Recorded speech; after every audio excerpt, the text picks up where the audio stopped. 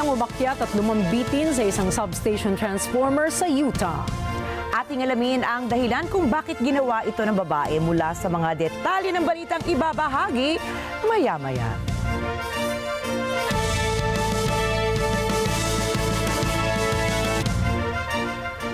Magandang gabi, ako po si Ricky Matay. Ako si Nina Richie Alagaw Flores, ito ang mata ng Agila International para naman sa mga headlines ngayong Biyernes ng gabi. Bagyong Ophel nag-downgrade, Bagyong Pepito patuloy na lumalakas ayon po yan sa Pag-asa. Defense Secretary Gilberto Chodoro Jr. iginiit na may karapatan ng Pilipinas na magkaroon ng missile system para depensahan ang teritoryo. North Korean leader Kim Jong-un ipinag-utos ang mass production ng self-destructing drone. Unang araw ng IPEC Summit, sinalubong ng mga protesta.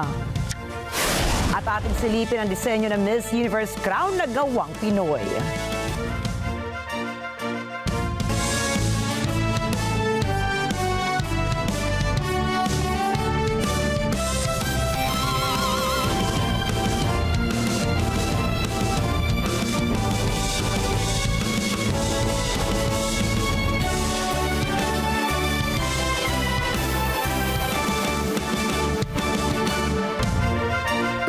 Ang humina at naging severe tropical storm ang Bagyong Ophel habang patungo ito sa Taiwan.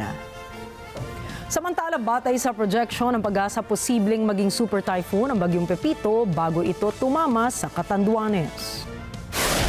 Kahit papalayo ang Bagyong Ophel ay nakataas pa rin ang Tropical Cyclone Wind Signal number 1 sa Itbayat, Batanes. Ayon sa datos ng State Weather Bureau, bandang alas 4 ng hapon, namataan naman ang Bagyong Pepito sa layong 465 kilometers east of Guian, Eastern Samar. Gumagalaw ito sa direksyong Pahilagang Kanluran na may bilis na 30 kilometers per hour and maximum sustained winds na 150 kilometers per hour at gustiness na 185 kilometers per hour.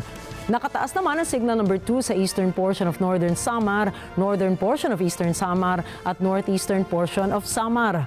Signal number 1 naman ang Aurora, Quezon Province, eastern portion ng Laguna, Marinduque, Camarines Norte, Camarines Sur, Catanduanes, Albay, Sorsogon, Masbate, rest of Northern Samar, rest of Eastern Samar, rest of Samar at Biliran. Batay sa forecast ng Pag-asa, posibleng maglandfall ang Bagyong Pepito bukas ng gabi o linggo ng umaga. Tiniyak ng Department of Migrant Workers o DMW na kanilang tutulungan ang mahigit 300,000 mga undocumented Filipinos na nasa Estados Unidos. Ito ay sa pangambang palalayasin ang mga ito sa US sa panahong umupong bilang Pangulo si President-elect Donald Trump. Ayon sa DMW, nakikipag-ugnayan na sila sa Department of Foreign Affairs ukol sa pagtulong sa mga hindi dokumentadong Pinoy. Noong taong 2017 hanggang taong 2020, sa unang termino ni Trump, pinauwi sa Pilipinas ang nasa 3,500 mga undocumented Filipinos. Nanawagan si Senador J.V. Ejercito at si Senator Ronald Bato de la Rosa na ibalik ang tinapyas na 10 bilyong pondo sa 2025 budget ng Armed Forces of the Philippines o AFP Modernization Program. Itinakda sa 50 billion pesos ang budget para sa modernisasyon ng AFP sa ilalim ng National Expenditures Program. Gayunpaman, ito ay naging 40 billion pesos na lamang sa ilalim ng bersyon ng House of Representatives ng General Appropriations Bill. Ang bersyon na ito ang siya ring pinagtibay ng Senate Finance Committee. Paliwanag ni Senador Ejercito sa Senate Plenary Deliberations para sa budget ng Department of National Defense, ang pondo para sa AFP Modernization Program ay laging natatapyas kaya naantala ang completion ng mga proyekto para sa puwersang militar ng Pilipinas. Ipinunto pa ni Ejercito na kung napopondohan ng tama at maayos ang AFP Modernization Program ay nasa Horizon 3 na sana ang programang ito. Layunin din anya ng Pilipinas na magkaroon ng minimum credible defense posture para sa territorial defense nito at hindi upang tapatan agad ang kakayahang militar ng mga aggressors ng Pilipinas. Umapela rin si Senator De La Rosa na ibalik ang binawas na 10 billion pesos dahil 7 proyekto anya ng AFP Modernization Program ang maaapektuhan. Kabilang rito ang upgrade sa cyber systems, forward support equipment, aviation engineering equipment, additional aircraft, joint tactical combat vehicles at radar basing support systems.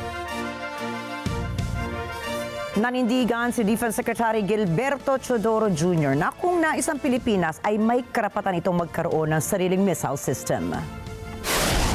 Una nang nagbabala si Chinese Foreign Ministry spokesperson Lian Zhan na ang pagbili ng Pilipinas sa missile launcher na Typhoon sa Estados Unidos ay isang provocative at mapanganib na aksyon. Dagdag pa ni Lian, ang planong ito ng Pilipinas ay magsisiga umano ng tensyon at away sa rehiyon. Subalit, sinabi naman ni Chodoro na itutuloy pa rin ng Pilipinas ang pag-upgrade ng defense capabilities nito. Bibili ang Pilipinas ng mid-range missiles mula sa Estados Unidos kahit patutol ang China sa hakbang ng Pilipinas. Giit na opisyal, hindi lamang purely Philippine law ang nasa panig ng Pilipinas kundi pati puwersa ng international law. Samantalang walang force of law ang mga sinasabi ng China. Tinawag na Best Dramatic Actor ni Vice President Sara Duterte ang ama nitong si dating Pangulong Rodrigo Duterte nang humarap ito sa Quadcom hearing. At hindi lang 10/10 ang score ng dating Pangulo sa kanyang anak, kundi 12 out of 10 pa ang ibinigay na performance rating ng Vice Presidente kay dating Pangulong Duterte. Ngunit tumanggi na si Sara na ipaliwanag kung bakit ganoon ang paglalarawan niya sa ama. Sabi niya, kumusta yung performance ko? And I said, best dramatic actor. Sabi niya, rating from 1 to 10. Sabi ko, you're a 12. Ayun na lang yung umintin naman sa ginagawa niya eh. Great. Ma'am, Ipinaliwanag rin ng Vice Presidente ang pagdating niya sa Quadcom hearing. Anya, tinawagan siya ng mga kasama ng dating Pangulo dahil hindi ito nakikinig sa kanila. Kinausap din ni Sara ang kanyang ama na magpahinga na muna dahil umabot na ng gabi ang pagdinig ng Quadcom ukol sa issue ng war on drugs. Kasi hindi siya nakikinig sa mga kasama niya. So, humingi sila ng tulong sa akin na kung anong isabi, pagsabihan. Nagsimula yung araw niya 6 a.m. and mga around 10:30 p.m. na ata yun. Sinabi nung na baka low blood sugar na. So, ay hindi ko makain. So, nagpaalam ako na excuse na lang siya but ayaw niya. Pero, naniwala naman siya nung sinabihan namin siya na kumain na muna siya.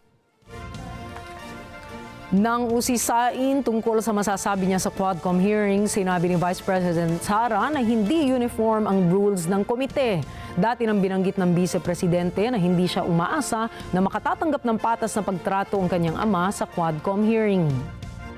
Lawyer, hindi mo na talaga maintindihan kung ano ang rules na ginagamit sa mga hearings, no? And they use inquiry and investigation interchangeably. So hindi mo alam if it's an inquiry, you're a research person, if it's an investigation, you're a witness or an accused.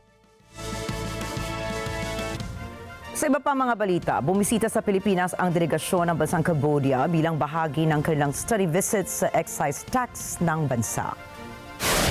Mula rito ay mainit namang sinalubong ni Finance Secretary Ralph Recto ang mga delegado.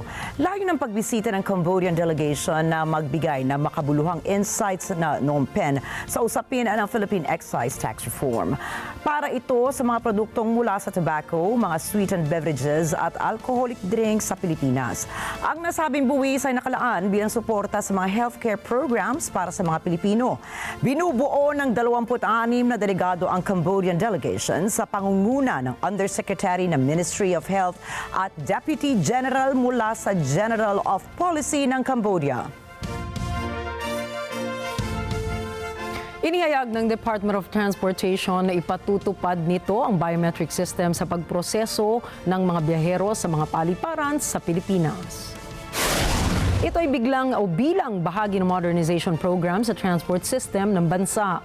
Sinabi ni Transportation Secretary Jaime Bautista, sisimulan ang pilot implementation ng biometrics passenger processing system sa Iloilo International Airport. Ayon sa kalihim, mapapadali ng biometric system ang pagproseso sa mga pasahero, gayon din ay mapapahusay ang security protocol sa mga paliparan. Paliwanag ni Bautista, may dalawang bahagi ang proyekto kung saan ang unang phase ay target nito ang mga Pilipinong pasahero na gumagamit ng national ID. Habang sa Phase 2 naman ay isasama ng mga dayuhang pasahero na gumagamit ng kanilang e-passports sa pagbiyahe sa Pilipinas. At matapos po ang sunod-sunod na price hike sa mga produktong petrolyo, ay asahan naman ang rollback sa susunod na linggo. Ayon sa Department of Energy Oil Industry Management Bureau, batay sa 4-day trading, posibleng bumaba ng 70 sentimos hanggang piso ang kada litro ng gasolina. 65 hanggang 95 sentimos naman ang posibleng bawas sa presyo ng kada litro ng diesel. At 70 hanggang 80 sentimos ang posibleng rollback sa presyo kada litro ng kerosene o gas. Susunod, ang mga Maori nagprotesta sa New Zealand dahil sa kontrobersyal na batas. UN Peacekeeping Chief nakipagpulong sa mga sundalo sa Lebanon. At Argentina, binawi ang delegasyon sa COP29 Summit. Mga detalye ng mga balita sa pagbabalik ng mata ng Agila International.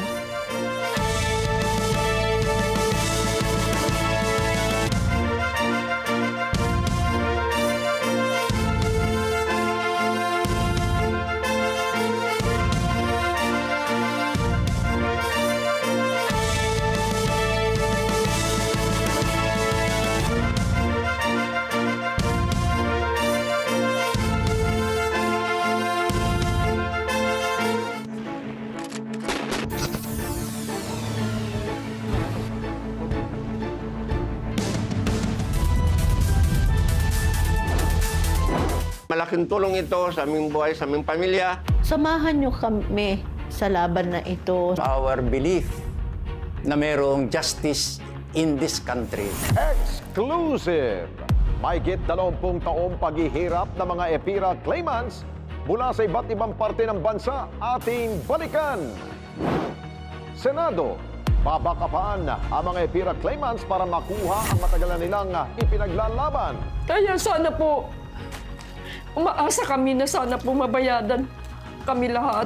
Sabado, alas 6 hanggang alas 7 ng gabi, ito ang Responde, Mata ng Mamamayan. Let's get together, sa NET25, sa NET25. Gentlemen, it's time to stop putting it off and take control of your health. Man Up isn't just about toughing it out or ignoring the signs your body is giving you. It's about owning your well-being, mentally and physically, and making the decisions today that will shape your tomorrow. No more brushing off stress, burnout, or anxiety like it's nothing. Give your mind the care it deserves. Dito lang yan sa Ito Ang Tahanan tuwing Sabado at Linggo, alas 8 hanggang alas 9 ng umaga. Sa NET25. Let's get together, sa NET25, sa NET25. Milyong pasasalamat sa inyo mga ka-NET25 dahil umabot ng 1 milyon ang mga subscriber ng NET25 YouTube channel. Let's subscribe together here on NET25.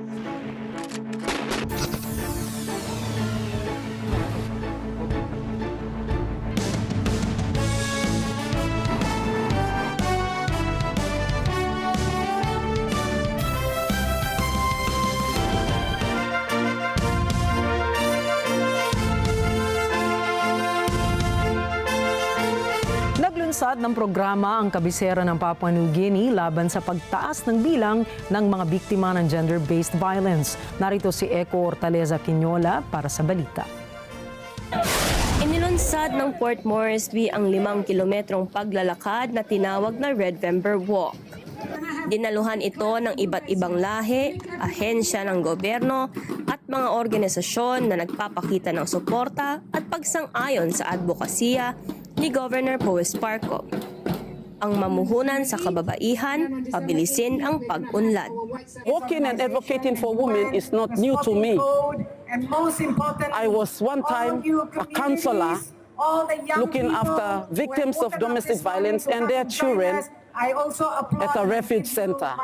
I work with the purpose to raise my voice, to raise the nation's voice, that we have to have zero tolerance to all forms of violence in Papua New Guinea.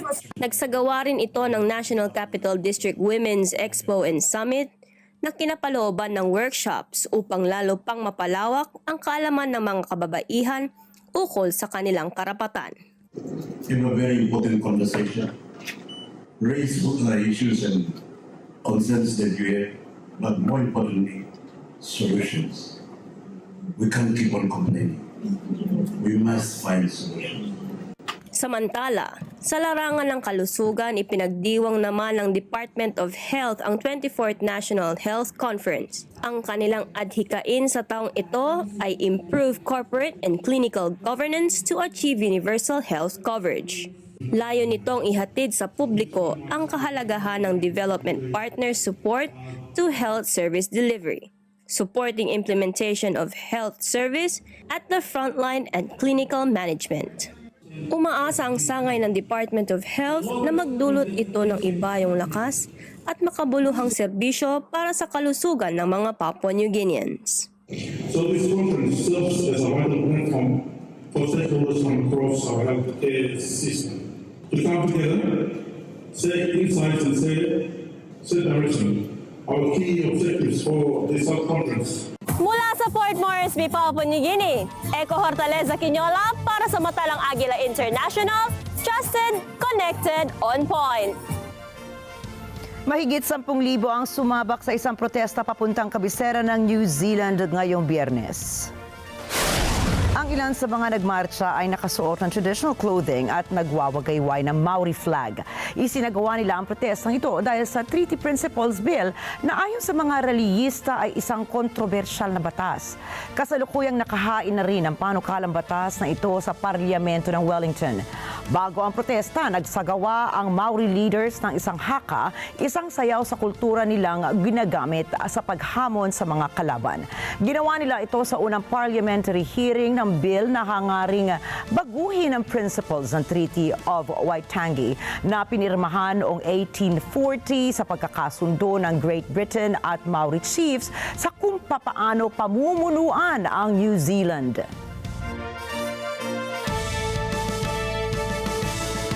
Iniutos ni North Korean leader Kim Jong-un ang mass production ng self-destructing drones matapos panoorin ang epekto nito sa isang military test. Binigyang diin ni Kim na lumalakas na ang kompetisyon sa buong mundo pagdating sa mga military equipment gaya ng drones na madalas at malawakang ginagamit sa kasalukuyang mga gyera lalo na sa Ukraine.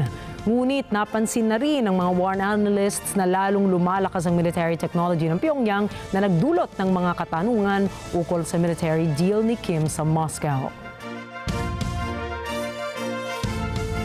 Samantala, inalok ng BRICS groups of nations ang Turkey na maging isang partner country. Kasunod ito ng kagustuhan ng Ankara na balansehin ang relasyon nito sa East at Western coalitions. Nitong mga nakalipas na buwan ay nagpakita ng interes na sumali sa BRICS Group of Emerging Economies ang Turkey na isang miyembro ng NATO. Dumalo rin si Turkish President Tayyip Erdogan sa BRICS Summit sa Kazan noong nakaraang buwan na pinamunuan ni Russian President Vladimir Putin. Kasunod nito ay inanunsyo ng Turkey na formal nang nagsumite ang kanilang bansa ng application na maging kasali sa koalisyon. Sa pananaw ng Turkey, ang pagsali sa BRICS ay isang oportunidad na palawakin ang kanilang relasyong pang-ekonomiya kasama ng mga kasaping estado sa halip na maging alternatibo sa Western Alliance at NATO.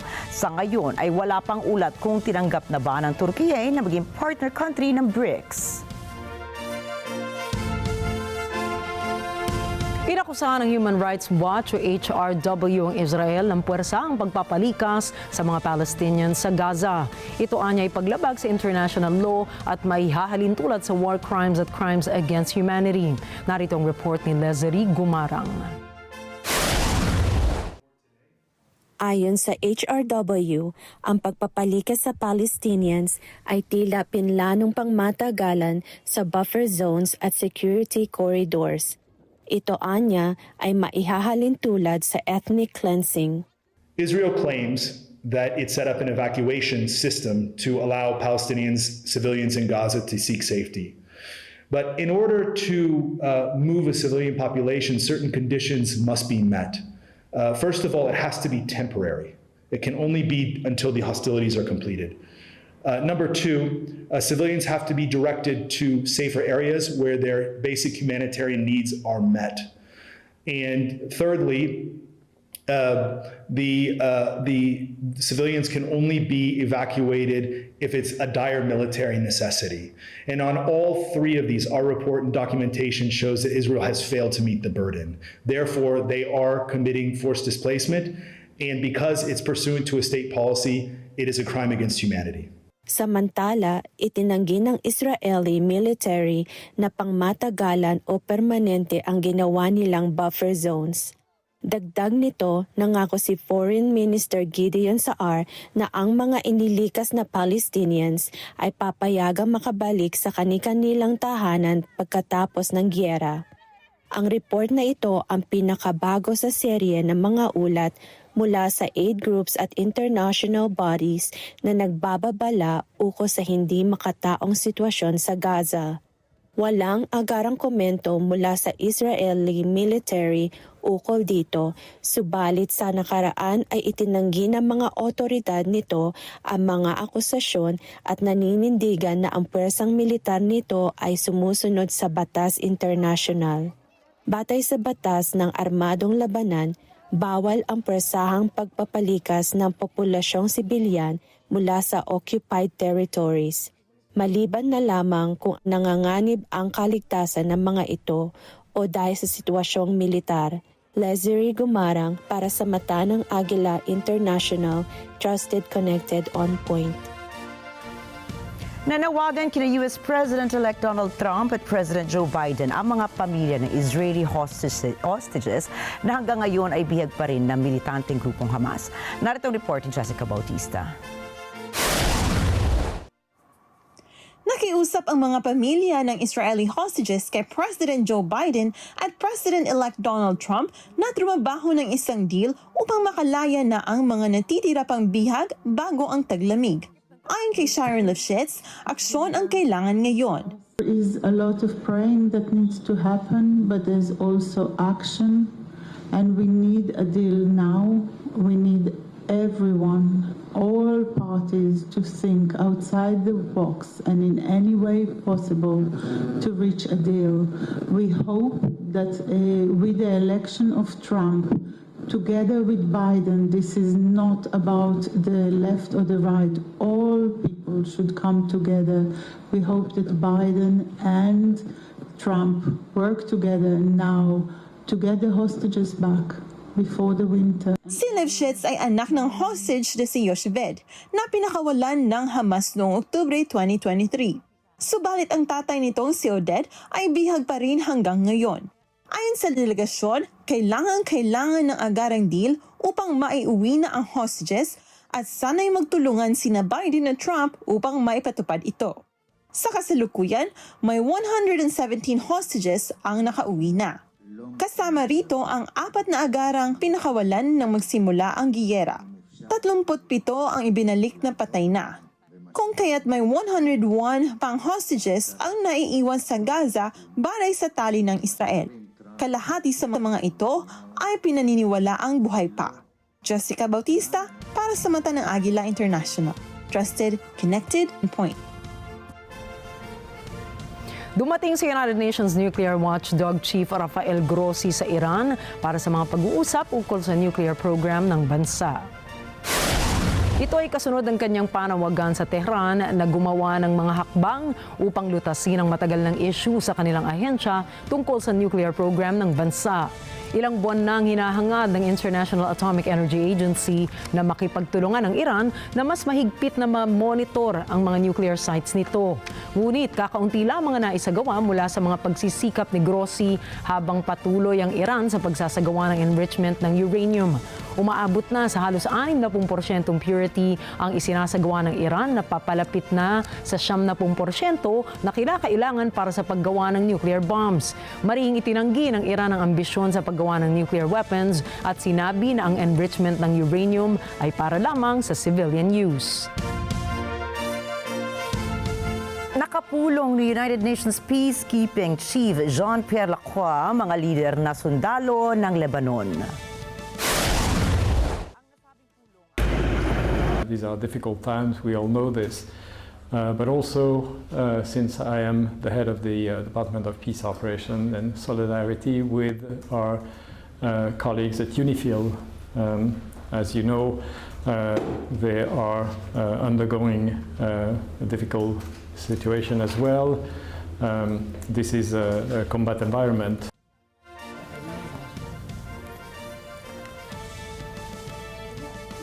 Ang nasabing pulong ay bilang pagpapasya sa pagtalaga ng mga Lebanese Armed Forces sa Southern Lebanon. Ilang sa mga opisyal na kanyang kasamang nakapulong ay ang Parliament Speaker at sina Amal Movement Leader Nabi Berri, Defense Minister Maurice Lim, Foreign Minister Abdallah Abu Habib at Army Commander General Joseph On. Nakausap din ito ang mga representante ng mga bansang mayroong sundalong nagsisilbing peacekeeping forces sa Southern Lebanon. Magugunita pong mariing kinundina ng UN ang ginagawang pag-atake ng Israel sa mga peacekeepers na nakatalaga sa Lebanon. The extent to which we could do more in terms of supporting the Lebanese armed forces, because the redeployment of the Lebanese armed forces is an absolutely central element to any durable settlement, and we are aware and we appreciate the decision that were made by the Lebanese authorities in that regard, with their commitment to proceed with more recruitment and more training and elevate the level of preparedness of the Lebanese armed forces. Pinauwi ni Argentinian President Javier Milei ang mga delegado nito sa COP29 Summit. Mahigit 80 representatives ng Argentina ang nasa Baku, Azerbaijan para sa 2 linggo ng negotiations. Ngunit matapos lamang ang 3 araw, iniutos na ng pamahalaan ni Milei na bumalik na sa Argentina ang mga delegado. Walang detalye na ibinigay ng Buenos Aires ukol sa pag-withdraw nila sa COP29, ngunit matagal nang tumututol si Milei sa climate crisis. Tinawag niya itong isang socialist lie at noong eleksyon ng 2023, nagbanta rin siyang mag-withdraw sa Paris Agreement. Nagsalpukan ang protesters at riot police malapit sa venue ng Asia-Pacific Economic Cooperation o APEC Summit na isinasagawa sa Lima. Sa unang araw pa lamang yan ang pagpupulong. Michelle Verzonilla po para sa balita. Nagmarcha papalapit ang mga demonstrador sa APEC site. Subalit sinalubong ang mga ito ng riot police na sadyang nakadeploy upang harangan ang protesta. Nauwi ang salubungan sa komprontasyon ng pilitin ng mga demonstrador na dumaan sa hinarangang kalye. Ibinahagi ni Elizabeth Cano na isang demonstrador ang kanyang saloobin at kung bakit narito siya at ipinaglalaban ang kanyang karapatan. Hermano, que venga la inversión extranjera, pero si van a dejar un progreso, un beneficio para la población peruana, porque en realidad este gobierno está asesinando con las mineras transnacionales, está asesinando al pueblo peruano, están contaminando nuestros ríos, están quemando nuestra selva, y eso en ningún país, yo creo que nadie estaría de acuerdo con eso, hermanos. Samantala, itunuloy naman ni Peruvian President Nina Boluarte ang bilateral meetings nito sa National Palace.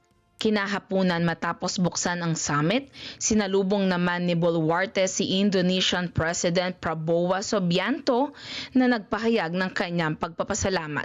I would like to express to you our highest appreciation for your leadership of APEC this year, and we would support all initiatives to make this APEC summit successful. Inaasahan din ang pagdalo ni Pangulong Joe Biden kasama ang iba pang mga leader ng Asia Pacific.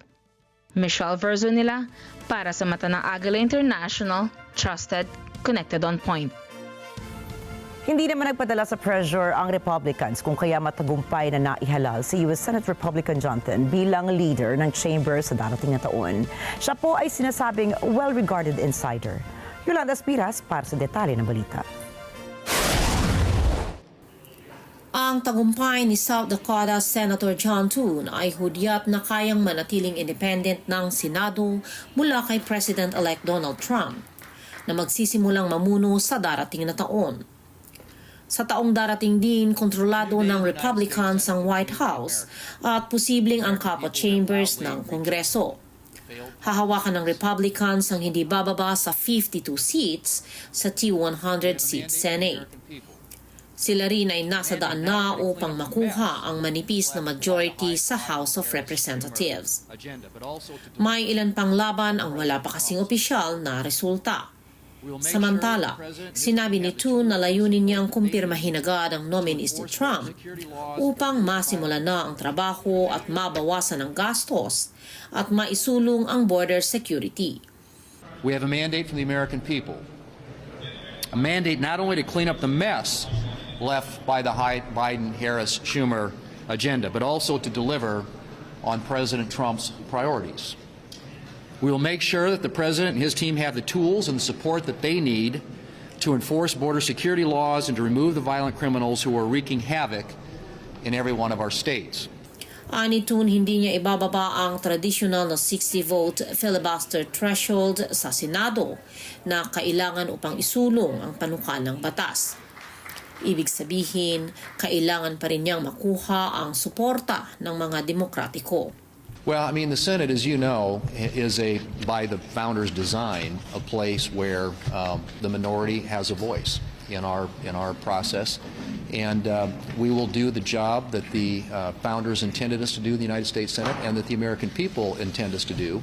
And that, right now, after this mandate election coming out of the American people, is to work with this president on an agenda that unwinds a lot of the damage of the Biden-Harris-Schumer agenda and puts in place new policies that will move our country forward in a different direction.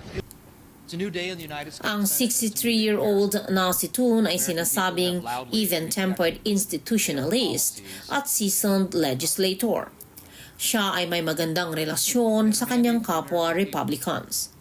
Sa kasalukuyan, siya ang ikalawa sa chamber at papalit kay 82-year-old Mitch McConnell, ang pinakamahabang naging party leader sa kasaysayan ng Senado. Yolanda Aspiras para sa mata ng Agila International. Trusted, connected, on point. Sa ibang balita, sinira at pinasok ng mga nagpoprotesta ang bakod ng gusali ng Abkhazia Parliament. Ayon sa lokal na ulat, ginawa ito ng mga rallyista upang ipahayag ang kanilang mariing pagtutol sa Apartments Bill na isang investment agreement ng Abkhazia sa Russia. Marami nila ang tutol sa Apartments Bill dahil pinapayagan ng panukalang batas na ito na makabili ang Russians ng residential property at real estate sa Abkhazia. Gamit ang mga bato at kahoy ay sinalubong ng mga nagpoprotesta ang mga pulis at dumaban ang mga ito. Gumamit naman ang mga otoridad ng tear gas at nagpaputok para i-disperse ang mga tao, ngunit napasok pa rin ng mga rallyista ang loob ng Parliament Building.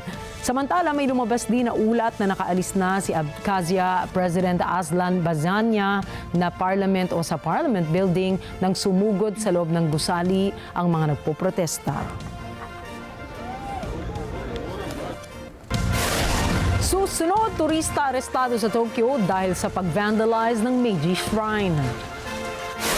Bagong FIFA World Cup trophy ipinakita na sa publiko. At Meta CEO Mark Zuckerberg naglabas ng kanta kasama si T-Pain. Yan at iba pang mga balita sa pagbabalik ng Mata ng Agila International.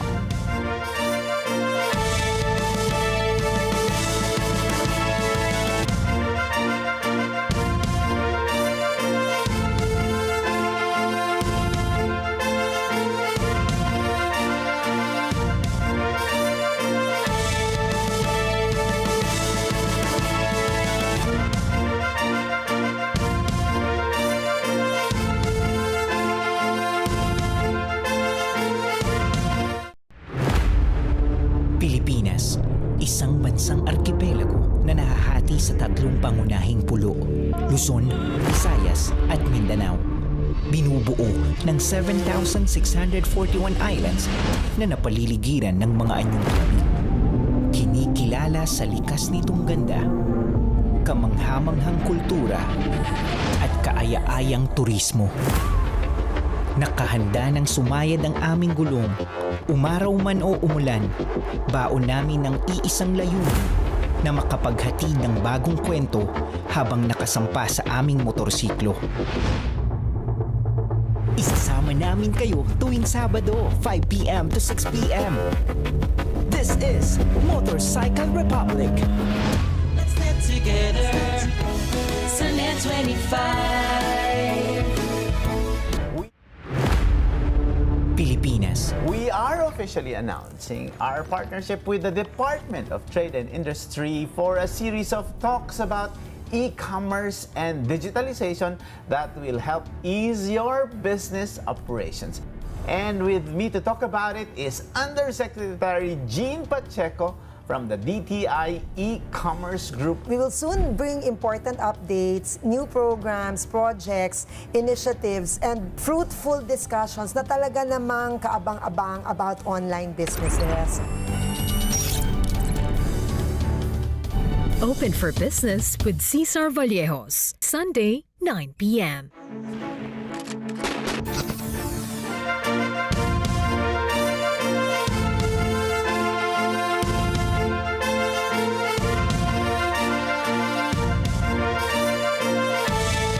Ipinangako ni US President-elect Donald Trump sa kanyang kampanya na aayusin ito ang mga suliraning nakikita niya sa kanyang bansa, ang Estados Unidos. Kasama po rito ang border issue, inflation, housing prices, healthcare at ilang pandaigdigang suliranin kagaya ng digmaan sa Ukraine at sa Gaza. Sa kanyang victory speech, nangako si Trump na pamumunuan niya ang bansa ayon sa isang simpleng motto, promises made, promises kept. Subalit, sa ilang usapin, hindi pa malinaw ang kanyang plano upang maisakatuparan ang mga ito. Nang tanungin ng media kung aasahan bang aabusuhin niya ang kanyang kapangyarihan, ang sinabi po niya, except for one day. Alamin natin kung ano ang maaaring maganap sa unang araw ng kanyang pamumuno, pati na rin ang iba pa niyang plano para sa Estados Unidos. Malaking usapin ng immigration sa unang araw ng kanyang pag-upo sa pwesto. Ayon kay Trump Press Secretary Caroline Leavitt, sa mismong araw na iyon, ilulunsad ng bagong Pangulo ang pinakamalaking pagpapatalsik sa mga iligal na imigrante sa kasaysayan ng Amerika. Dahil sa prioridad ni Trump na pumili ng mga pinuno na tututok sa usaping immigration, nagmumukhang seryoso siyang aksyonan ang kanyang border policy sa lalong madaling panahon.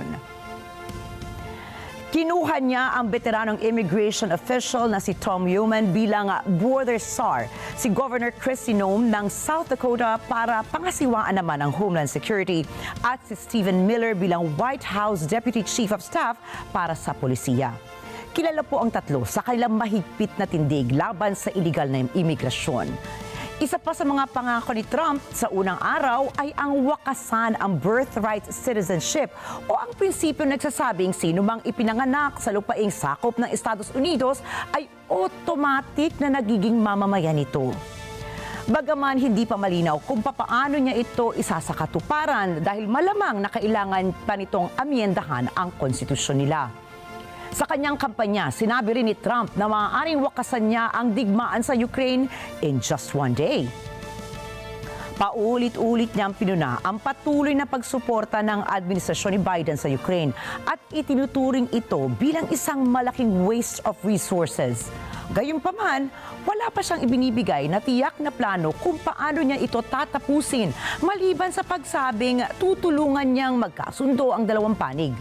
Isa pang mahalagang isyong tinalakay ni Trump ay ang ekonomiya. Ipinangako niyang pabababain ang inflation sa lalong madaling panahon. Anya, bibigyan niya ng prioridad ang mga bagay kagaya ng affordability ng mga sasakyan, pabahay at insurance, pati na rin po ang issue ng supply chain. Dagdag pa ni Trump, lalagda siya ng isang executive order na uutusan ang bawat sekretary at pinuno ng mga ahensyang gamitin ang lahat ng kasangkapan at otoridad upang labanan ang inflation at pababain ang mga presyo ng bilihin. Ang agendang ito ang magtatakda ng kanyang unang 100 araw sa pwesto o baka mas maaga pa kung magiging maayos ang pagpapalakad ng lahat ng plano niya. Kasama sa kanyang plano ang pag-impose ng taripa sa mga inaangkat na produkto, partikular na yung mga mula sa China upang mapanatili ang manufacturing job sa Estados Unidos. Bagaman hindi pa malinaw kung gaano kalawak o kataas ang mga tariffs na ito, iminungkahi niya ang hindi bababa sa 10% taripa sa lahat ng imported goods. Kasama ang partikular na 60% buwis sa mga produktong galing sa China at 25% naman para sa Mexico. Isa pang pangako ni Trump ay wakasan ang tinaguriang Biden-Harris War on American Energy. Nangako siyang palawakin ang produksyon ng oil at fracking upang mapababa ang energy bills ng mga mamamayan. Makakamtan umano ito sa pamamagitan ng isang executive order na magpapahinto sa mga clean energy projects ng administrasyon ni Biden. Sa unang araw, ipinangako rin niyang tanggalin si Gary Gensler, chairperson ng Securities and Exchange Commission na itinalaga ni Biden. Si Gensler po ang nagsulong ng climate disclosure rules at mahigpit na regulasyon sa cryptocurrency na salungat sa mga prinsipyo ni Trump. Malaking supporter si Trump ng cryptocurrency at ang kanyang pagkahalal ay nagdulot ng pagtaas sa halaga ng Bitcoin nitong nakaraang linggo. Upang maisakatuparan ang kanyang mga plano, ilang kandidato ang kanyang hinirang para sa kanyang gabinete. Kabilang po dito ang dating Democratic Congresswoman ng Hawaii na si Tulsi Gabbard bilang Director of National Intelligence at si Pete Hegseth bilang susunod na Defense Secretary. Isang outspoken right-wing critic na military si Hegseth na kamakailang nanawagan ng pag-purge ng mga general na nagpatupad ng woke diversity policies. Pumili rin si Trump na magiging State Secretary na si Senator Marco Rubio ng Florida na kilala sa kanyang matinding posisyon laban sa China. Ang isa sa pinakamahalagang desisyon ng kanyang administrasyon ay ang magiging Secretary of Justice. Inaasahang pipili si Trump ng isang tapat na kaalyado na makikibaka sa mga usapin ayon sa kanyang pananaw at ginawa nga niya ito sa pagtatalaga kay Congressman Matt Gaetz. Nagdulot din ang pagpili na ito ng kontrobersya dahil kilala po si Gaetz sa pagdala nito ng isang Holocaust denier sa State of the Union at sa pagpapatalsik sa dalawang ama na nawalan ng mga anak sa mass shooting incident sa isang hearing. Mayroon ding ongoing ethics investigations laban sa kanya dahil sa mga allegations naman ng sexual misconduct, illicit drug use at misuse of campaign funds. Samantala, si Michael Waltz naman mula Florida ang napili ni Trump bilang susunod na National Security Advisor. Si Waltz ay kilalang taga-suporta ng America First foreign policy. Pinili naman po ni Trump si Robert F. Kennedy Jr. bilang Chief ng Department of Health and Human Services. Plano ni RFK Jr. na palitan at bawasan ang mahigit 18,000 employees ng Food and Drug Administration at maging sa National Institute of Health. Si Susie Wiles naman na siyang mastermind umano ng kampanya ni Trump laban kay Kamala Harris ang napili bilang Chief of Staff. Itinuturing na pinakamataas na support ng Pangulo ang Chief of Staff na siyang namamahala sa pang-araw-araw na operasyon ng West Wing. Pati ang billionaire CEO na si Elon Musk ay bahagi na ng kanyang mga napiling kandidato. Itinalaga siya ni Trump na pamunuan ang tinawag niyang Department of Government Efficiency. Dito ay katuwang si Vivek Ramaswamy upang masupil ang bureaucracy sa gobyerno. Bawasan ang mga sobra-sobrang regulasyon at bawasan ang mga hindi kailangang gastusin. Sa ngayon, tila inuuna ni Trump ang mga loyal sa kanya para sa kanyang mga unang pagpili ng staff para sa ikalawang termino bilang Pangulo ng Estados Unidos. At ang tanong ngayon ng mga mamamayan, magiging epektibo kaya sila? At saan kaya patungo ang pamahalaan ni Trump? At sa ngayon po, nakaabang ang mundo kung kaya nga niya talaga ang pinapangako niyang to make America great again. Sa ibang balita, nagdulot ng malawakang power outage ang komosyon ng isang babae sa Salt Lake City sa Utah matapos itong umakyat sa substation transformer sa lugar at pinsalain ito. Ayon sa salaysay ni Ryan Kent, isa sa mga nakasaksi sa insidente, nakita niyang tumawid sa bakod ng electric grid ang babae. Anya, pag-akyat ng babae sa platform ay bigla na lamang itong sumigaw. Nakita rin ni Kent na hinataw-hataw ng babaeng circuit box at pipe ng electric grid. Dumating naman ang Salt Lake City Police sa lugar para pansamantalang putulin ng kuryente doon. Makikita sa video ang paglambiti ng babae sa kawad ng kuryente. Napagdesisyonan ng mga pulis sa lugar na barili ng babae ng stun gun para pahupain ang tensyon sa sitwasyon. Ayon sa lokal na ulat, nakararanas ng isang episode ng mental disorder ang babae kung kaya't nagawa niyang umakyat sa electric grid ng syudad. Maswerte namang nakaiwas ang isang pedestrian mula sa nahulog na scaffolding habang naglalakad dito sa labas ng Boston South Station. Kita po sa video ang maraming commuters na naglalakad sa daan nang nahulog ang isang piraso ng scaffolding. Buti na lamang mabilis na nakaiwas ang isang pedestrian mula sa nahulog na debris. Kaagad namang nagpulasa na ang mga tao sa lugar para makaiwas sa posibleng paghulog ng scaffolding. Ayon sa ulat ng city officials, galing sa isang skyscraper pala ang debris. Nagsagawa naman ng hiwalay na investigasyon ang Federal Occupational Safety at ang Health Administration sa nasabing insidente. Inaresto naman ngayon sa Tokyo ang isang 65 taong gulang na Amerikano. Ito ay matapos niyang i-vandalize ang Meiji Shrine. Ayon sa mga otoridad ay dumating itong Lunes ang sospek at ang kanyang pamilya sa Japan para magbakasyon. Kinilala ang sospek na si Steve Hayes kung saan ay sinabi niya na prank lamang ang ginawa niyang pagsulat ng pangalan. Agad namang hinuli si Hayes sa kanyang hotel dahil sa nadiskubring vandalism ng mga letra sa Torii Gate ng Meiji Shrine. Kasunod nito ay binisita siya ng mga staff ng US Embassy para kausapin at bigyan ng consular assistance. Samantala, binabantayan na ngayon ng mga opisyal sa Japan ang tumataas na kaso ng vandalism sa mga tourist spots.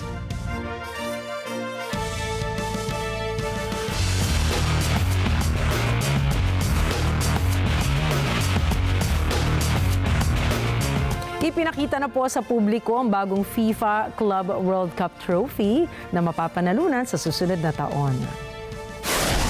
Well, the FIFA Club World Cup trophy had to be innovative, it had to be inclusive and groundbreaking and of course truly global, as this competition is. You've seen that this is a different trophy compared to all our other events. The aim was really to make it a symbol of a new era in global club football, to be daring and bold when it comes to its format and its design, whilst at the same time highlighting the prestige through timeless gold. As we kick off the most inclusive and merit-based club competition in the world. The best of the best from everywhere on the planet. Ang disenyo ng bagong tropeyo ay galing sa bagong FIFA 24 teams na nanalo na ng World Cup. A remarkable equivalent to our iconic FIFA World Cup is a revolutionary symbol of a bright new future for club football, but also inspired by the past. It features icons and images that capture important football references, such as when FIFA was founded, the names of the 211 FIFA member associations, and even the position of the solar system on the day of the FIFA Club World Cup's opening match in June 2025.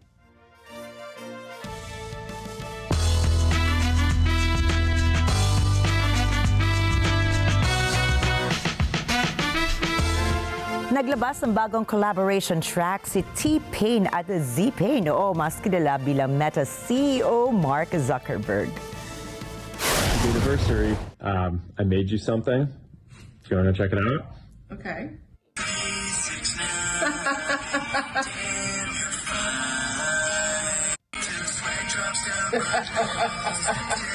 Oh my God, it says Z-Pain.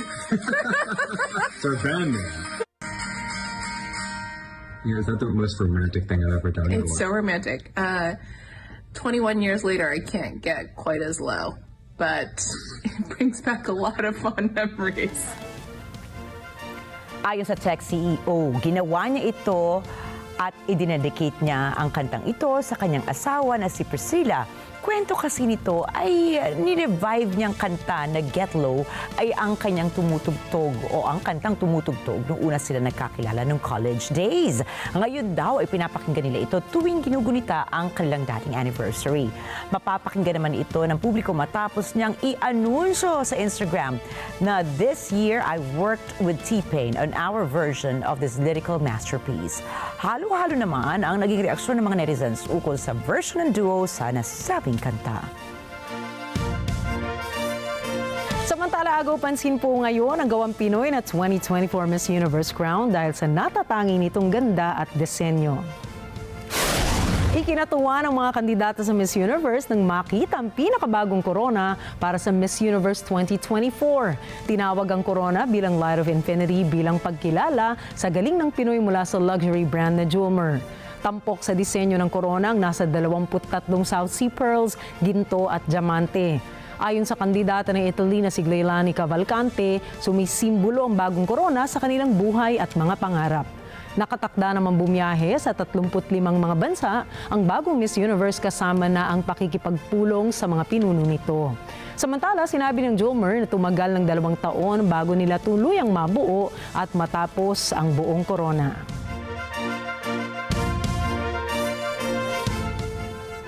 Sa ibang balita, isang bagong sisiw ang ipinakita ng Philippine Eagle Foundation. Ang eaglet na ito ay pinangalanan nilang Philippine Eagle Chick number 30.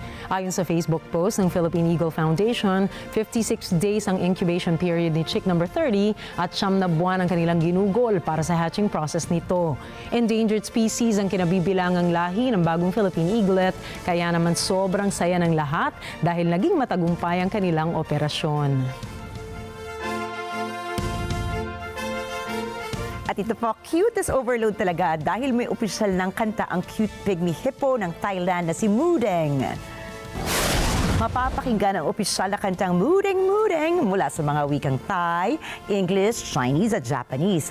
Binubuo ang music video ng short clip ng baby hippo. Kasama na ang pakikipaglaro nito sa kanyang keeper at sa kanyang ina na si Jonah. Isinulat at iproduce ng Thai composer na si Wenfet Amara ang kanta sa ilalim ng GMM Music.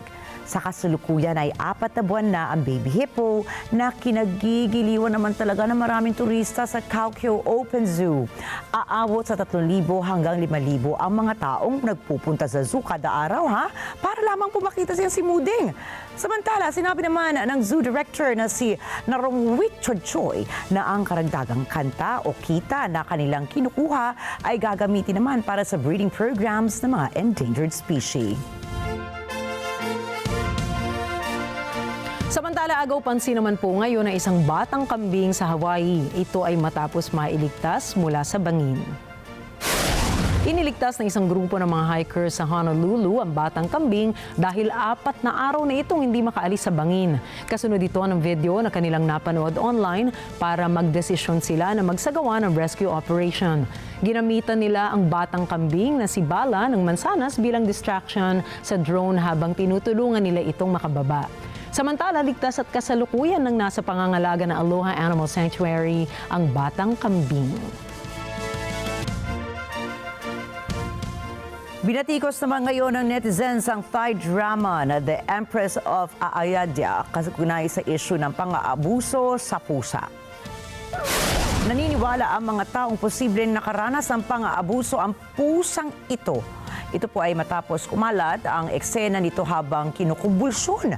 Mapapanood na pinainom ng babae ng tsaa ang pusa bago itong magkaroon ng kakaibang reaksyon sa katawan nito. Itinanggi naman ito ng producer kung saan ay sinabi niyang nasa maayos na kalagayan ng pusa at hindi ito inabuso. Kasunod ito ng isinusulong na boycott campaign ng mga netizens laban sa palabas, maging sa mga taong nasa likod ng pelikula o ng palabas. Ayon sa mga otoridad ay iniimbestigahan na nila ngayon ang aligasyon ng pang-aabuso sa hayop. Samantala, nagbigay naman ng babala ang Veterinary Council of Thailand sa masamang epekto ng gamot na pampakalma ng mga hayop. Nako, team pusa pa naman tayo. Oo nga. Pero alam mo, Ricky, I'd like to believe na may mga safety measures naman yung mga yan. Ano? I think ang pag-film nila naman ganyan is in a way that's very responsible even for animals. So I'd like to think na editing yan at kung ano-ano pang mga elements ng pag-shoot ng isang series o pelikula. Sana lang siguro para mapukaw na rin yung mga nasa isipan ng mga tao na kung ano mang pag-aalinlangan. Kaya magpakita sila ng mga behind the scenes siguro, di ba? Dahil usually naman meron namang behind the scenes yung mga shooting na ganyan. At ipakita yung prosesong pinagdaanan, di ba? Kung paano na buo yung eksena na hindi talaga nasaktan o naabuso in any way yung hayop. Pero nakakatuwa lang, ibig lang sabihin itong mga binabalita natin nitong mga nakalipas na araw na talagang nagiging aware na yung mga tao na mas maging mapag-alaga sa mga hayop at sa ating kalikasan. At I think yun naman ang intensyon. Ayan. So, tignan naman natin kung ano naman ang mga dalang balita ni Alma Angeles. Siguro magandang balita rin na mag-good mood din siya dahil akalain mo, Nina. Cut off natin ang week, so dapat na. Weekend na naman. Mamimiss po namin kayo ngayong weekend pero sana po ay magkaroon kayo ng isang very meaningful weekend with your loved ones at magkikita-kita po ulit tayo sa Lunes. Subalit tandaan, mula Lunes hanggang Biyernes, narito kami ni Nina upang maghatid ng balita saan mang dako ng mundo. Happy weekend, everybody! Ako po muli si Ricky Matay. Ako si Nina Richie Alago Flores na bumabati rin ng happy weekend sa inyo pong lahat. Ito ang Mata ng Agila International. Para naman po sa mga balitang nangyari sa iba't ibang panig ng mundo, punta naman tayo kay Alma Angeles para sa Mata ng Agila World News. Take it away, Alma.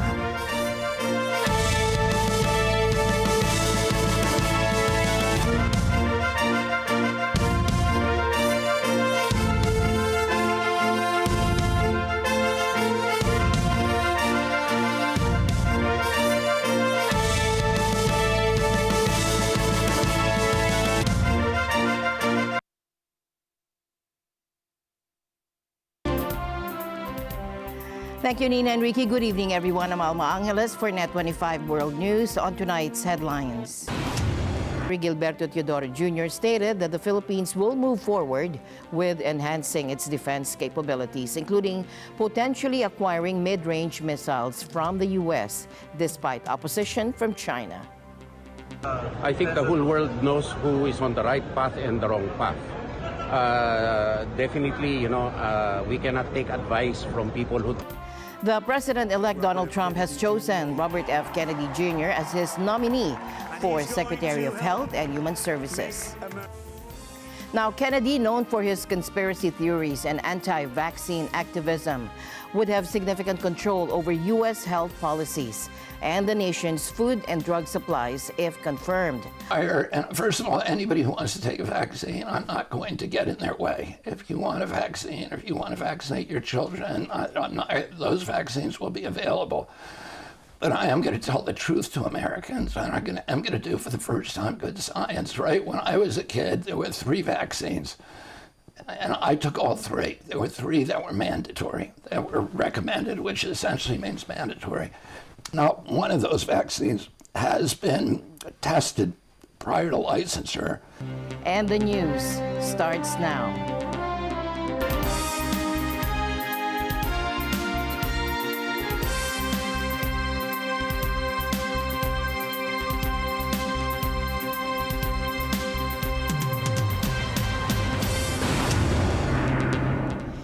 In the country, Defense Secretary Gilberto Teodoro Jr. stated that the Philippines will move forward with enhancing its defense capabilities, including potentially acquiring mid-range missiles from the U.S., despite opposition from China. Speaking with reporters at the Philippine Navy headquarters in Manila, Teodoro emphasized that the Philippines has every right to pursue its own missile system. I think the whole world knows who is on the right path and the wrong path. Definitely, we cannot take advice from people who distort the truth. And nobody believes them anyway. No. So I think it's a waste of airtime to broadcast the claims of China because only their leadership believes in what they say anyway. We have the force of international law on our side, not merely Philippine law. China does not have the force of law on its side. It does not have right on its side.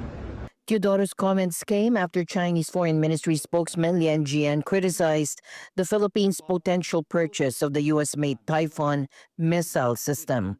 强调，菲方引入中导系统这一战略性、进攻性的武器，是配合域外势力制造地区紧张对立、挑动地缘对抗和军备竞赛的挑衅和危险行动。 是对本国和东南亚各国人民、历史和地区安全极不负责任的选择。 The Typhoon is one of the 3 ground-based missile systems used by the U.S. Army alongside the high-mobility artillery rocket system and the long-range hypersonic weapon. However, Teodoro clarified that the missile acquisition plan isn't finalized yet, and it may not necessarily involve the U.S.-made Typhoon system. Because there must be consent to sell. No? However, we are planning to have such kinds of capabilities. I'm not saying the Typhoon. I'm saying such kinds of capabilities. Let's turn now to Peru, where Chinese President Xi Jinping is set to inaugurate a $1.3 billion China-funded megaport known as the Megaport of Chancay. Located just north of Lima, the project is expected to attract $4 billion in investments over the next decade. However, China will retain a 60% stake in the port, raising questions about who benefits most. The Peruvian government under President Dina Boluarte seized this step towards deepening ties with China. Since joining Beijing's Belt and Road Initiative in 2019, Peru has received over $30 billion in investments from about 200 Chinese companies, including operations in copper mines and power generation. 如今的青海港正在成为新时代的印加古道新起点。从前海到上海，我们正在见证的不仅仅是共建“一带一路”倡议在秘鲁的生根开花，也是一条新时代亚拉陆海新通道的诞生。Damos inicio a una transformación que consolidará al país como un centro logístico, tecnológico e industrial de clase mundial que nos proyectará de manera estratégica en la región Asia-Pacífico. Despite these investments, many Peruvians remain skeptical of Beijing's intentions. Protesters took to the streets ahead of Xi's arrival, accusing both China and the U.S. of exploiting Peru's natural resources while failing to provide meaningful benefits to the local population. Critics claim Chinese projects in the country primarily serve governments and corporations, with limited job opportunities for locals.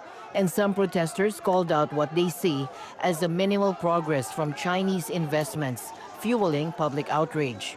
Hermanos, que venga la inversión extranjera, pero si van a dejar un progreso, un beneficio para la población peruana, porque en realidad este gobierno está asesinando con las mineras transnacionales, está asesinando al pueblo peruano, están contaminando nuestros ríos, están quemando nuestra selva, y eso en ningún país, yo creo que nadie estaría de acuerdo con eso, hermano. After the port's inauguration, Xi Jinping joined world leaders at the Asia-Pacific Economic Cooperation Summit in Lima, including U.S. President Joe Biden. The meeting marks Biden's third face-to-face encounter with Xi since taking office, and discussions are expected to include China's growing influence in South America. Washington has been vocal about its concerns over Beijing's presence in the region, warning allies of potential debt trap diplomacy. With China's megaport now operational in Peru, the U.S. sees this development as uncomfortably close to home.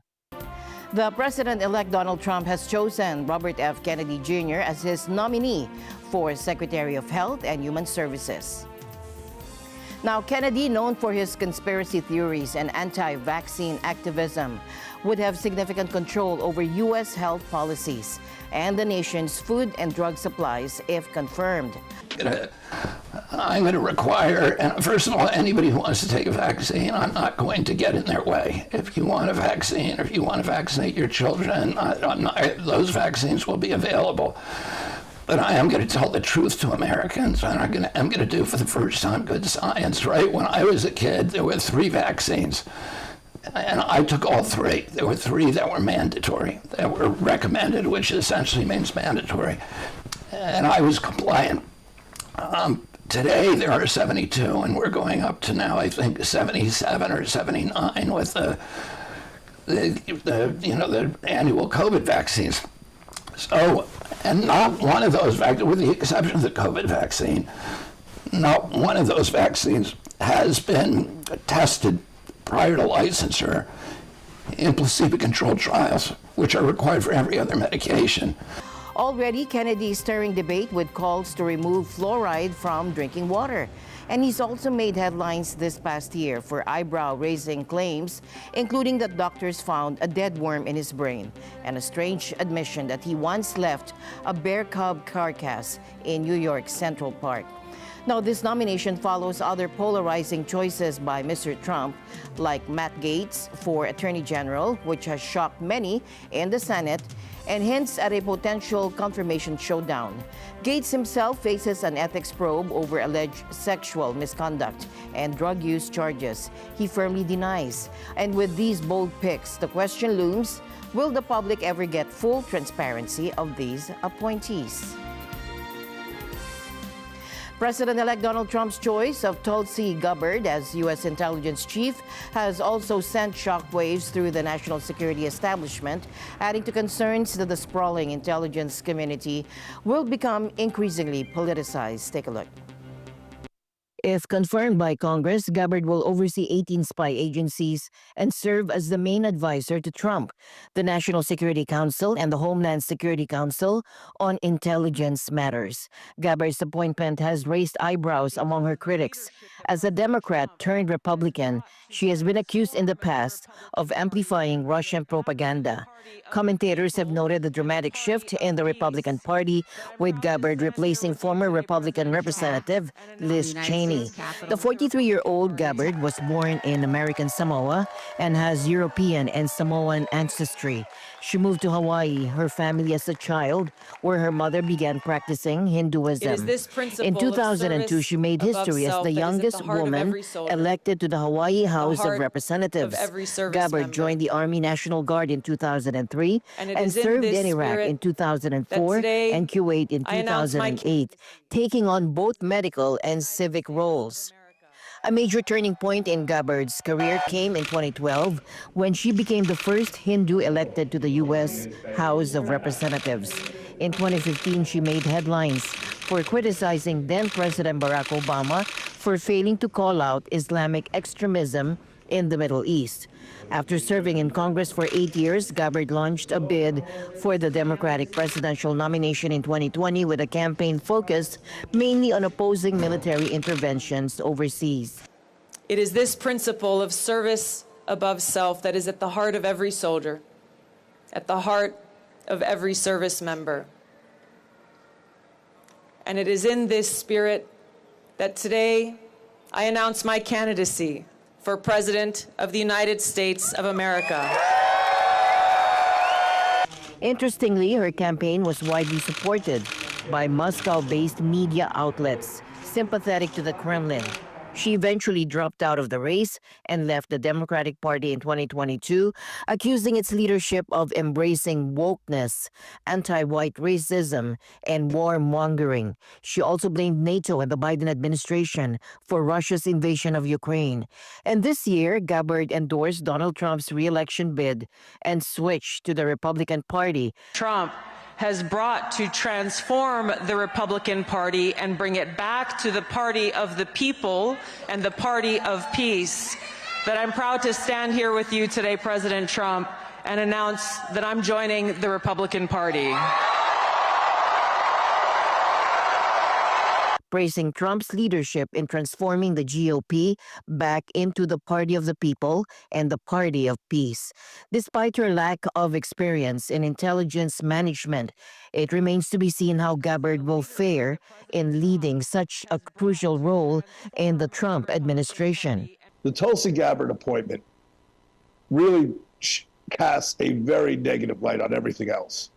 Because can you have someone who has shown herself to be so irresponsible from a national security point of view, sitting in the Situation Room during a National Security Council meeting, which is where she will be, and think that you're going to get a positive results out of that? I mean, that to me is extraordinarily concerning. Service member.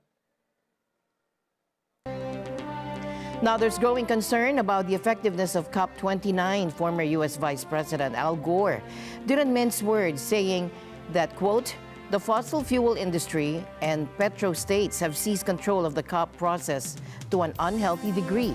Take a look. The fact that the scientists who predicted all of this decades ago have been proven dead right should cause the rest of us to pay more attention to what they're telling us now. Do we listen to the polluters who don't want to do anything meaningful that might reduce fossil fuels, or do we listen to the scientists who have been telling us what we need to do? Lakes and inland is now losing 30 million tons of ice every hour. During the hour that we're in this room, 30 million tons will go from Greenland. That is fresh water coming off Greenland into the North Atlantic, where a key part of the ocean current circulation system is involved. It could be disrupted. Some scientists disagree, but more and more they're raising the alarm. And if you look at the bottom statement, these scientists say in this peer-reviewed study, we estimate a collapse around mid-century. What? Some of the load-bearing elements of our entire Earth ecological system are at risk. And what are we doing? Just talking away. Of course, Typhoon Yagi in Southeast Asia killed more than 500 people. And I could pick these examples and show you this happening all over the world. And I used to say this happened 5 years ago, this happened 10 years ago. Now I say this happened last week, this happened 2 weeks ago, because it's getting worse. It's getting a lot worse quickly and will continue to get worse until we as humanity decide to organize ourselves well enough to take action. That's what we're supposed to be doing here at this COP. Same thing. Yes, we had an election in the U.S., but here's why he says they won't be able to stop. When Trump was president last time, the solar and wind expansion and EV continued anyway, because economics are driving it, and because state and provincial and city governments and companies are driving it. Thousands of people in the northern Philippines are now dealing with the aftermath of Typhoon Usagi, which struck the region on Wednesday. The powerful storm caused extensive damage to homes, flooded neighborhoods, and left a trail of disrupted infrastructure. Take a look. With sustained winds reaching 150 kilometers per hour, the powerful storm forced mass evacuations and triggered widespread power outages across multiple provinces. The super typhoon, known locally as Ophel, began to weaken significantly by today after making its violent landfall in the town of Bagao, Cagayan province on Thursday afternoon. Local residents watched helplessly as homes were torn apart by the storm's fierce winds. According to Pagasa, Usagi has now weakened and is tracking towards Taiwan. As the 15th cyclone to strike the Philippines this year, Usagi's impact is particularly concerning as officials already prepare for another approaching threat. Typhoon Mani, or locally known as Pepito, is intensifying in the western Pacific and could potentially hit eastern towns and the capital Manila over the weekend, raising fears of compound disasters in the storm-battered nation. Strong winds are complicating efforts to get a wildfire under control along the New Jersey-New York border. The Jennings Creek fire has already spread to over 5,000 acres and is only 20% contained. But right now, our greatest concern is the Jennings Creek fire here in Orange County. It has spread to over 2,700 acres across the border, 5,000 if you include the acreage across the line with the New Jersey. So 5,000 acre fire, 2,700 acres of which are here in the state of New York. Neither of these fires are controlled or contained at this moment. Firefighters are hoping the winds will die down by nighttime, as they've been gusting at speeds of up to 50 miles per hour. Smaller fires in New England have also been problematic, with some even jumping their containment lines, adding pressure to teams working on the Jennings Creek fire. Red flag warnings are still in place for tomorrow, and while winds will be a little lighter, the dry conditions aren't going anywhere. Wind factor, again, the red flag warning has been in play. Again, the wind's been increasing anywhere from 35 to 40 mile per hour gusts, as your meteorologists have been showing on your networks. So that is hampering our efforts to do significant suppression, so that's why we're not going super interior to attack the fire. However, we are in a place where we are actively engaging the fire, and right now all our tactics seem to be holding the line here in New Jersey. We haven't had really good rain. So last night we got a quarter-inch of rain. That's kind of what we call appreciable rain. So it just gave us a little breather for our resources to get some rest. These local resources have been running and gunning since Saturday when this thing really blew up. Today gives us a little time to take a little breather, but tomorrow the winds come back. Yeah, it's been, from where I'm at in Suffolk County, we received maybe a half-inch of rain in the last 10 weeks, where we should have had about 12 inches. The next shot of rain is expected on Thursday, but even that could lose its strength before reaching the northeast. The drought situation continues to worsen, with severe drought in parts of South Jersey and extreme drought across Ohio. The conditions we're facing are still pretty dire. This is one of the driest Octobers we've had on record. This has been a challenge for us because normally starting in September you see a lot more rainfall, the ground is saturated, and something like this would not have taken hold. We have not received enough rain. We had a little bit of rain over the last 48 hours, but not enough to extinguish the fires, and unfortunately there's no significant rainfall predicted in the immediate forecast. We're actually currently under a drought watch, level 2 of 5 on our drought scale. There's some tropical activity in the Caribbean which may push moisture toward the Gulf of Mexico. However, it's uncertain if that will bring any relief to the fire zones. And for now, the long-term outlook remains dry. In Port-au-Prince, Haiti, panic swept through the neighborhoods of Salino and Nazon as residents fled their homes. Gangs have now spread into one of the last areas not already under their control, leaving families with little choice but to pack up and leave.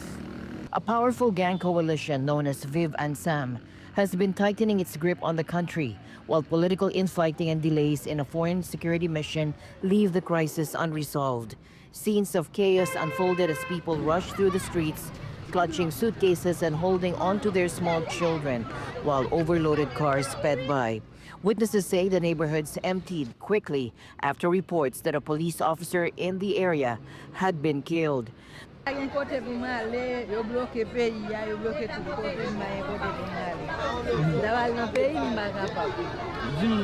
The scale of the exodus remains unclear, but the International Organization for Migration says more than 700,000 Haitians have already been forced to flee their homes due to the ongoing violence. With thousands killed, countless others kidnapped or extorted, and famine-level hunger affecting around 6,000 people, Haiti's humanitarian crisis shows no signs of easing.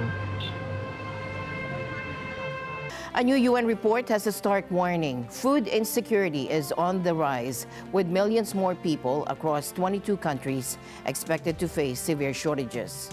Just to be crystal clear that armed violence and conflict remain the primary cause of acute food insecurity across these numerous hunger hotspots, where widespread displacement, destruction of food systems, reduced humanitarian access, all are likely to worsen food availability and food access. And of course, conflict and instability, as we know, is often compounded then by global economic challenges, disparities, issues such as high debt levels in many of the developing countries and territories listed, which of course undermine governments' abilities to shield, to protect these vulnerable populations. For Sudan, colleagues, time is running out to save lives. That has to be the headline message. People are facing total collapse of livelihoods and starvation in areas where conflict is hitting the hardest across the country, including in Darfur, in Jazeera, in Khartoum and in Kordofan. And then on Haiti, to say that the risk that we'd previously flagged, that pockets of the population would have been slipping deeper into hunger, is now tragically becoming a reality. And immediate action is imperative to save lives, to prevent starvation. The report points to escalating conflict, especially in the Middle East, along with economic and climate challenges. The spread of conflict, particularly in the Middle East, coupled with climate and economic stresses, is pushing millions to the brink. And this Hunger Hotspots report spotlights the regional fallout from the crisis in Gaza, which has also seen Lebanon impacted by conflict. And the report also warns that the La Nina weather pattern risks affecting climates through March 2025, further threatening fragile food systems in vulnerable regions. The most intense, the most terrible situation which is reported is in Gaza. Why? It is not the biggest number, but it is 91% of the population of Gaza is in crisis or worse level of food insecurity. And the news continues here on NET25. We'll be right back. Papalapit na naman ang weekend, ang ibig sabihin, it's again a new episode of Corina Interviews. O ito na, mayroon kaming national artist.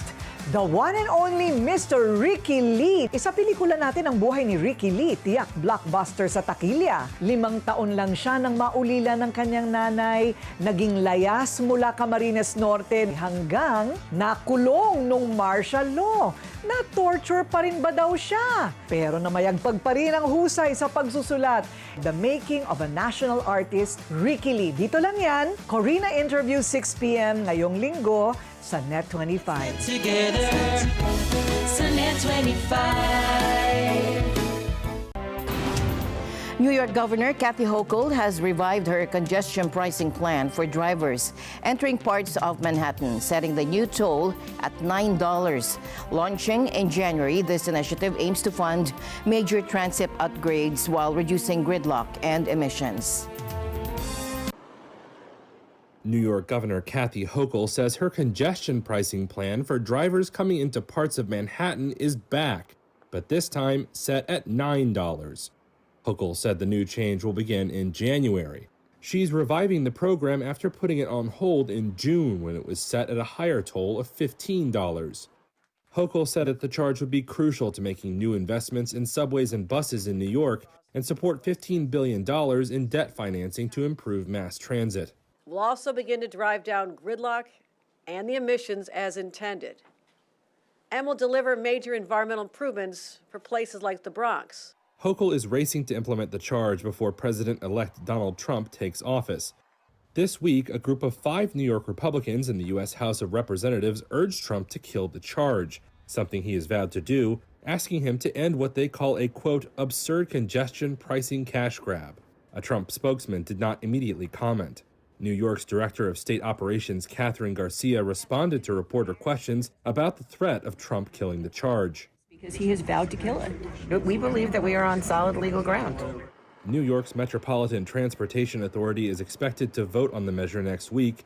The MTA has said congestion pricing would cut traffic by 17%, improve air quality, and increase mass transit use by 1 to 2%.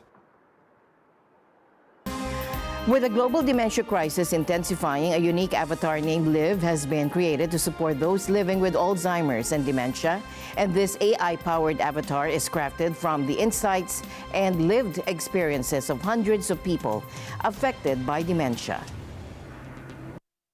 In the face of a growing global dementia crisis, a first-of-its-kind avatar named Liv has been developed to offer a lifeline to people living with Alzheimer's and dementia.